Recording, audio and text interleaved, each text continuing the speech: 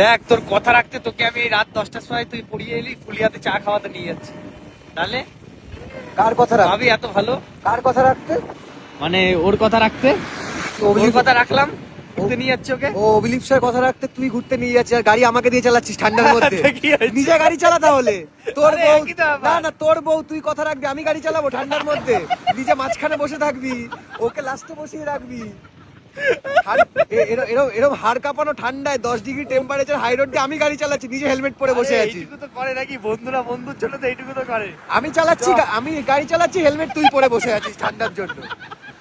ও ধুয়ারি মিছিবি এই সাগরে কি কি সাগরে না শ্রাবণে। ও শ্রাবণে